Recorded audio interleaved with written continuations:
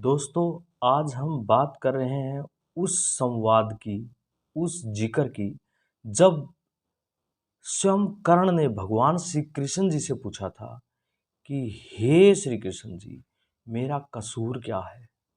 मेरा कसूर था क्या? बताइए प्लीज। तो श्री कृष्ण भगवान जी ने कितना अच्छा उत्तर दिया। वो संदेश पूरी सृष्टि को जाना चाहिए और वो संदेश पूरी सृष्टि को अपनाना भी चाहिए। तो सुनिए क्या हुआ था। जब कृष्ण जी से कर्ण ने पूछा कि मेरा जन्म होते ही मेरी माँ ने मुझे त्याग दिया, जैसे ही मेरा जन्म हुआ मेरी माँ ने मुझे त्याग दिया, क्योंकि मैं एक अवैध संतान था। तो इसमें मेरा तो कसूर नहीं था। दोबारा फिर कहा कि गुरु द्रोणाचार्य जी ने सभी को शिक्षा दी, मगर मुझे शिक्षा नहीं दी, क्योंकि मुझे एक सूत ने पाला था, मुझे सूत पुत्र कहा गया, इसमें मेरा कसूर तो नहीं था। उसके बाद फिर बोले कर्ण, उन्होंने कहा भगवान श्री परशुराम जी से मैंने विद्या प्राप्त की है। मैंने अपने भेद को उनसे छुपाया और जैसे ही उनको मेरे भेद का पता चला कि मैं एक सूत पुत्र हूँ, सूत के द्वारा पाला गया हूँ, तो भगवान श्री परशुराम जी ने जितनी भी मुझे विद्या दी थी, उन्होंने श्राप देते हुए कहा कि जब भी तुझे इसकी सबसे अधिक आवश्यकता पड़ेगी तो इन सारी विद्याओं को भूल जाएगा। हे प्रभु, इसमें मेरा क्या कसूर था? द्रौपदी स्वयंवर में भी मेरा अपमान हुआ, मेरा अपमान किया गया, मुझे धनुर पर प्रत्यंचा तक नहीं चढ़ाने दी गई, मुझे कहा गया कि ये सूत पुत्र है। हे प्रभु, इसमें मेरा क्या कसूर था? मुझे जो भी मिला दुर्योधन से ही तो मिला। मुझे जो प्यार मिला, जो धन मिली, जो संपत्ति मिली, जो राज्य मिला, सब ही तो दुर्योधन ने दिया है। अगर आज मैं उसका साथ दे रहा हूं, आज मैं उसका साथ देता हूं, आज मैं उसके साथ गलत हूं, या आज मैं उसके साथ हूं, तो मैं कहां पे गलत हूं? मेरी गलती क्या है? क्या मैं उनका साथ ना दूं जिन्होंने मुझे सब कुछ दिया, और क्या मैं उनका साथ दूं जिन्होंने मुझसे सब कुछ छीन लिया? श्री कृष्ण जी ने कहा, हे कर्ण, मेरा जन्म कारागार में हुआ था। अब श्री कृष्ण जी ने जो वक्तव्य कहा है वो सुनने लायक है, वो ज्ञान पूरे विश्व तक जाना चाहिए। श्री कृष्ण जी ने कहा, हे कर्ण, मेरा जन्म एक कारागार में हुआ था। आज मैं भगवान की श्रेणी में माना जाता हूं, ईश्वर की श्रेणी में माना जाता हूं, मगर मेरा जन्म भी एक कारागार में हुआ था।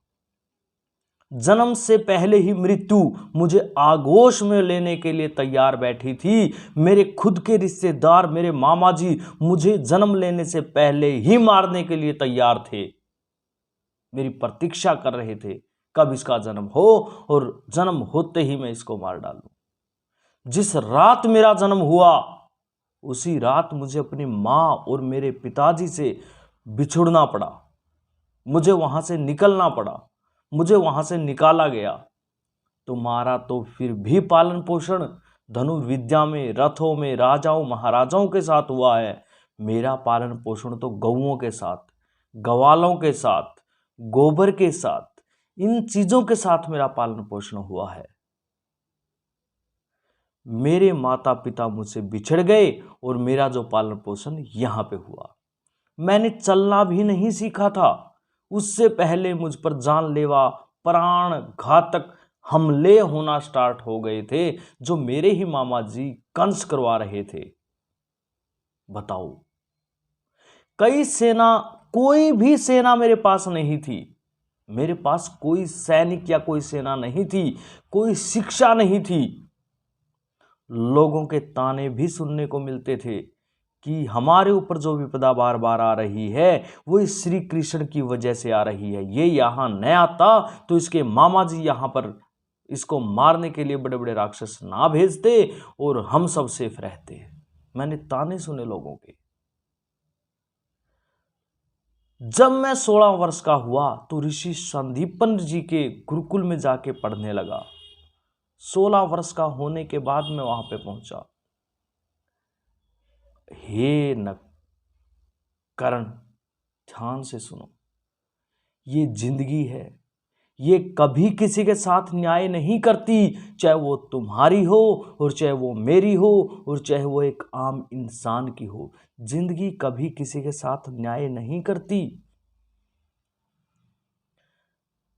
श्री कृष्ण जी ने कहा, अगर तुम युद्ध जीत भी गए तो तुम्हें राजपाट मिलेगा, राज सिंहासन मिलेगा, जय जयकार होगी।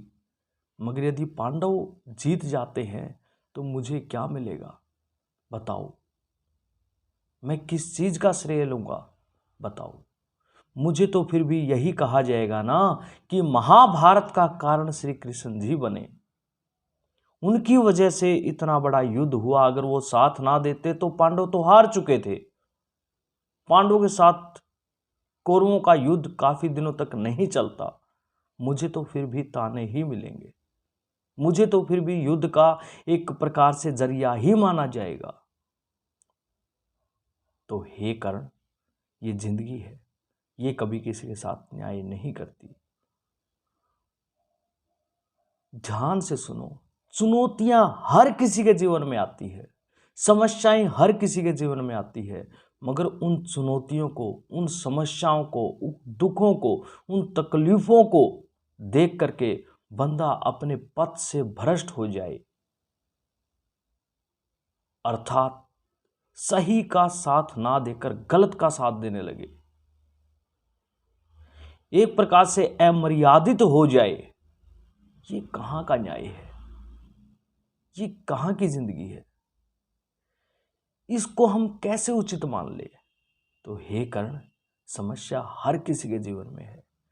हर कोई मानता है कि मेरी समस्या सबसे बड़ी है, जबकि समस्या हर किसी के जीवन में है और उतनी ही प्रबल है जितनी औरों के जीवन में है। तो हे कर्ण, हमेशा सत्य का साथ देना, निष्ठा से देना। अगर आप ऐसा करोगे तो युगों युगांतरों तक पूजे जाओगे, याद रखे जाओगे। तो इस प्रकार दोस्तों, ये जो उपदेश था वो एक आम जन के लिए था। अगर आपको पसंद आए तो लाइक भी करना, और भारतीय संस्कृति को फैलाने के लिए, मजबूत बनाने के लिए, गौरवशाली बनाने के लिए इस वीडियो को जितना हो सके शेयर भी करना। धन्यवाद। जय हिंद, जय श्री कृष्ण, जय महाभारत।